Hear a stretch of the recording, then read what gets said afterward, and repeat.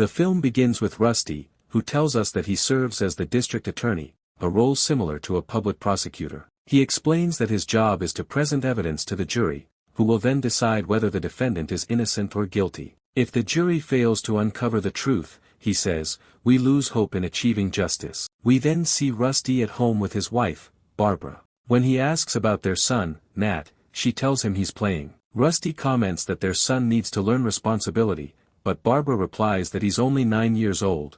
Not every child starts studying law like Rusty did at the age of 10. They drop their son off at school, and Nat tells them he'll be home late because he's playing with friends after school. Barbara then tells Rusty that their son looks like him, but she rarely sees him at home. Rusty responds that if his boss, Raymond, loses the election, she'll be seeing a lot more of him. She drops him off near his office, and when he arrives at the district attorney's office, the secretary gives him a letter she found by the company's door that morning.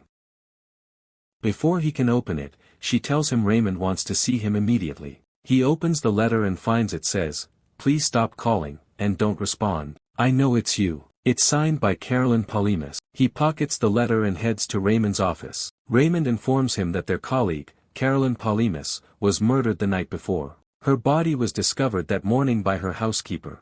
Raymond explains that a burglar broke into her apartment, tied her up, raped her, struck her on the head with a blunt object, and then strangled her. They haven't found the murder weapon, and there were no signs of forced entry. Raymond tells Rusty that he will be in charge of the investigation. When Rusty tries to pass the case to another colleague, Raymond refuses. He says they are in the middle of an election season, and the murder of one of his assistant prosecutors could damage his credibility. He insists that Rusty take the case, saying he's the only one he trusts. Rusty enters Carolyn's office and searches her computer for rape cases she worked on, thinking one of the rapists she helped convict might have killed her.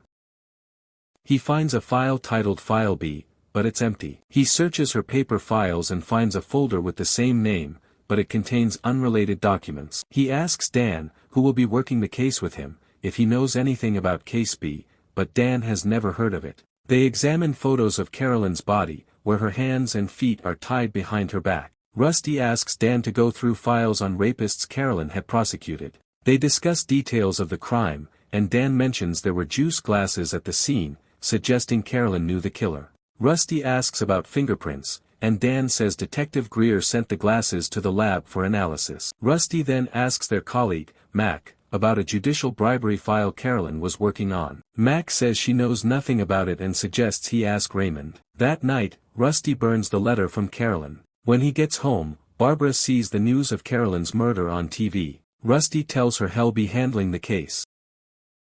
Barbara replies that she knows he had an affair with Carolyn, and for that reason, he shouldn't be investigating her death. He's too emotionally involved. She looks at him with sorrow and says she knows he still loves Carolyn, even after her death. The next day, the district attorney's staff and judges attend Carolyn's funeral.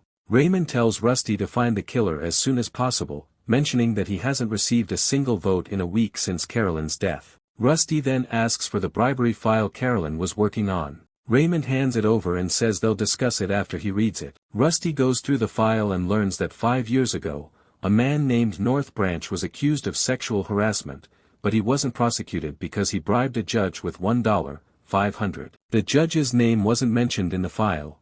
Later, Dan tells Rusty that the coroner confirmed the rapist's blood type was. Rusty replies that his blood type is also A, but Dan jokes about it. Dan then gives Rusty Carolyn's phone records, showing he had called her at home many times. Rusty explains that he was calling his own home from her place to make excuses to his wife, pretending he was working late when he was actually with Carolyn.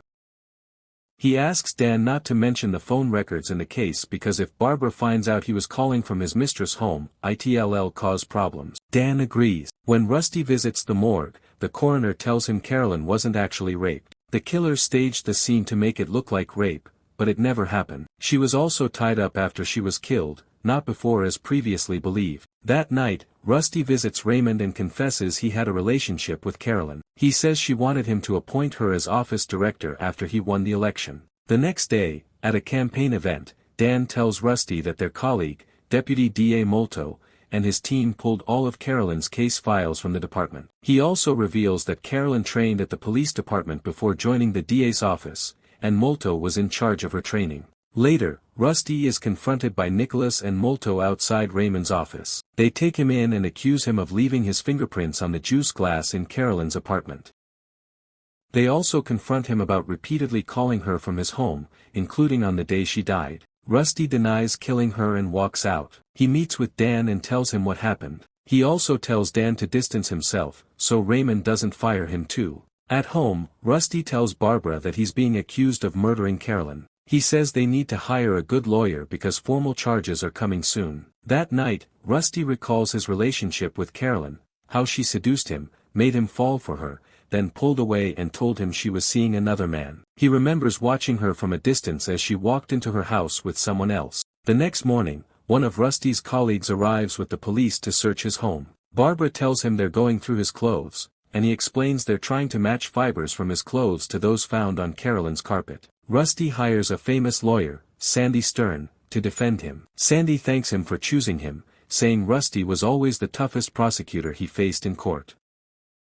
Rusty is arrested, but as a prosecutor, he remains out of jail unless proven guilty, though he's not allowed to leave the state. He's permitted to meet with his lawyer at the office. There, they discuss what the prosecution might argue. Sandy predicts they'll say Rusty was in a relationship with Carolyn, she broke it off, he called and begged her to meet, and after she let him in, he killed her and staged the scene to look like rape. They discuss the weak points in the case. Rusty says he knows enough about murder cases. If he were the killer, he wouldn't have left fingerprints or called her that day. He also mentions that Raymond will be a witness, so they should speak to him beforehand. When they meet Raymond, he tells Sandy that Rusty insisted on taking Carolyn's case. Rusty angrily denies this, saying Raymond was the one who insisted. Raymond denies that and tells Sandy that throughout Rusty's investigation, his main concern was figuring out when his relationship with Carolyn started.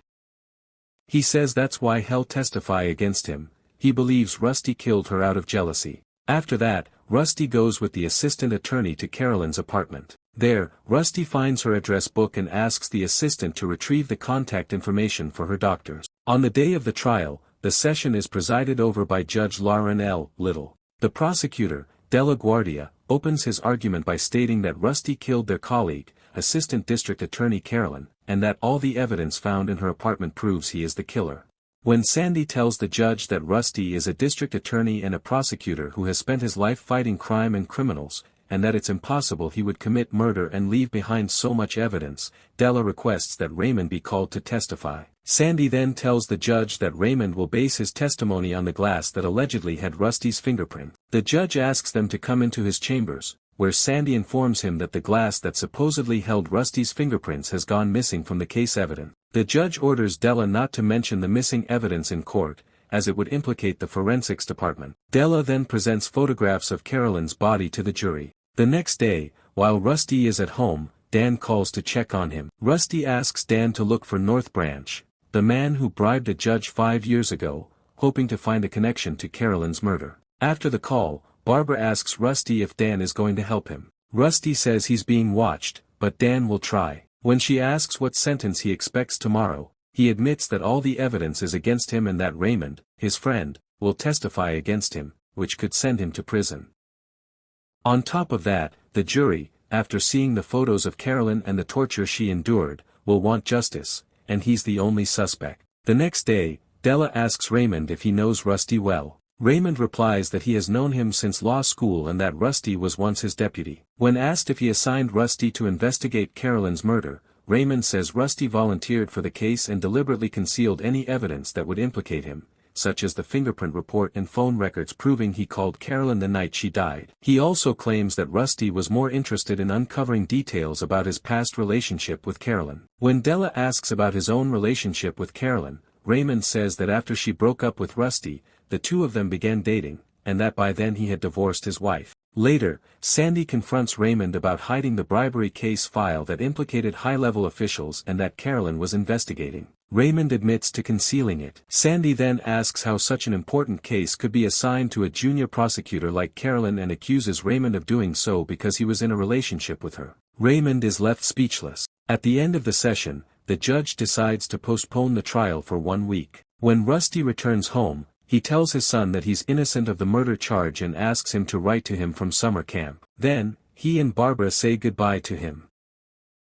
After that, Dan calls Rusty and tells him he found North Branch's address. When they visit him, Branch confesses that the judge he bribed was none other than Judge Lauren Little, the same judge currently presiding over Rusty's case. The next day in court, Sandy questions the medical examiner and successfully proves that there are contradictions in his report, leaving the judge no choice but to declare Rusty not guilty. That night, Sandy tells Rusty he discovered that Judge Little is the same judge who accepted a bribe from North Branch. Sandy says he struck a deal with the judge and pressured him not to expose the scandal, and that's why the judge ruled in Rusty's favor. The next day, Rusty is fixing the fence in his yard when he finds an axe with blood and strands of hair the same color as Carolyn's. He takes it to the basement and washes it. At that moment, Barbara confesses to him that she killed Carolyn, as revenge for stealing him away. She tells him that she called Carolyn the day of the murder and asked to visit her, and Carolyn agreed. She then went to her apartment, struck her on the head with the axe,